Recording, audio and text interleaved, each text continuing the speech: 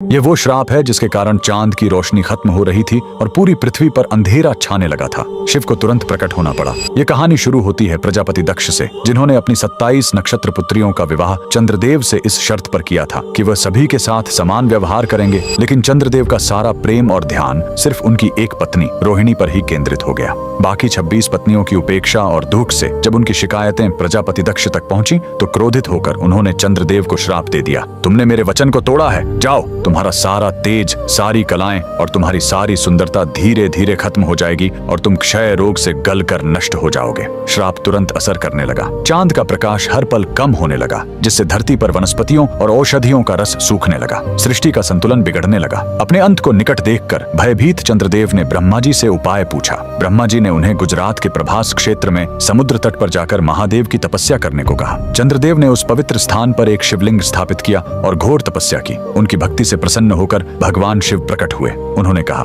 मैं दक्ष के श्राप को पूरी तरह खत्म तो नहीं कर सकता, लेकिन उसका प्रभाव कम कर सकता हूँ। शिव ने वरदान दिया, तुम कृष्ण पक्ष में 15 दिन क्षीण होगे, लेकिन शुक्ल पक्ष में 15 दिन फिर से पूर्ण हो जाओगे। उन्होंने चंद्र को अपने मस्तक पर धारण कर लिया और चंद्रशेखर कहलाए। और जिस ज्योतिर्लिंग की चंद्र ने पूजा की थी वो सोमनाथ, सोम यानी चंद्र के नाथ के नाम से प्रसिद्ध हुआ। और यही सोमनाथ मंदिर भारत का पहला ज्योतिर्लिंग आज भी गुजरात के वेरावल में उसी समुद्र तट पर शान से खड़ा है जहाँ चंद्रदेव ने श्राप से मुक्ति पाई थी। लेकिन रुकिए, इस मंदिर का एक और रहस्य है। यहाँ मौजूद बाण स्तंभ यह बताता है कि यहाँ से लेकर दक्षिणी ध्रुव तक समुद्र के रास्ते में कोई जमीन नहीं है। भगवान शिव के भक्त कमेंट में हर हर महादेव जरूर लिखें।